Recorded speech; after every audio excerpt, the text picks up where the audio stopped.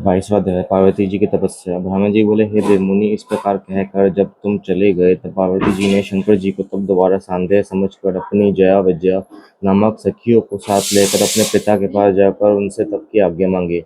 हिमालय ने उसका अनुमोदन तो किया, परंतु ये भी कह दिया कि मैना से पूछ लेना, यदि ऐसा हो तो इससे बढ़कर क्या होगा।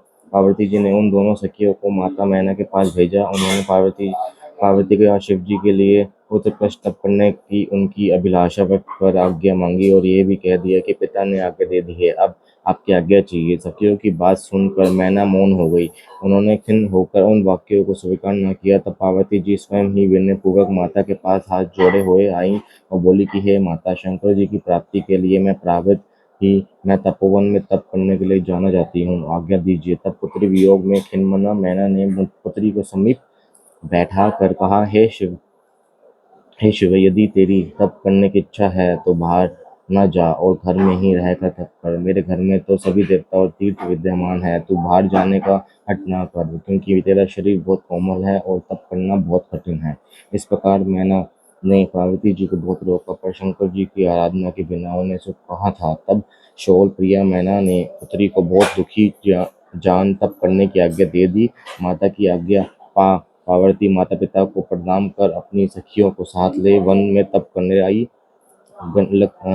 गई। अनेक प्रकार के मतों तथा वस्त्रों को त्याग उन्होंने मूंजी और मृगछाला को धारण कर लिया और गंगोत्री के समीप जहाँ शंकर जी ने काम को भस्म किया था, उसी गंगावतरण नामक स्थान के शृंगी तीर्थ में शंकर जी का स्मरण कर तप करने लगी। तब मन के साथ इंद्रियों को भी रोककर वह कठिन कठिन तप में स्थित हो गई। सभी शत्रुओं के कष्ट को उन्होंने सहन किया। पंचाक्षरी मंत्र में रत पार्वती सर्वकम फलदायक महादेव जी कठिन ध्यान करने लगी। तब अपनी तपस्या के प्रथम वर्ष में उन्होंने फल का भोजन किया और दूसरों में पत्तों का तथा फिर पत्तों को छोड़ निराहार भी तप करना आरंभ किया। तब वर्णन का भी त्याग करने से देवताओं ने शिवा का नाम अर्पण रखा। इस प्रकार एक पैर से खड़ी रहकर पंचाक्षरी मंत्र को जपते हुए जिनके केशों की जटा बन गई थी, पार्वती जी ने उसे उस तपोवन में 3000 वर्ष व्यतीत किए। उनके इस कठोर तप को देखकर चराचर सबको ही बड़ा आश्चर्य हुआ। अति शिवमापन पार्वती खंड का 22वां अध्याय समाप्त।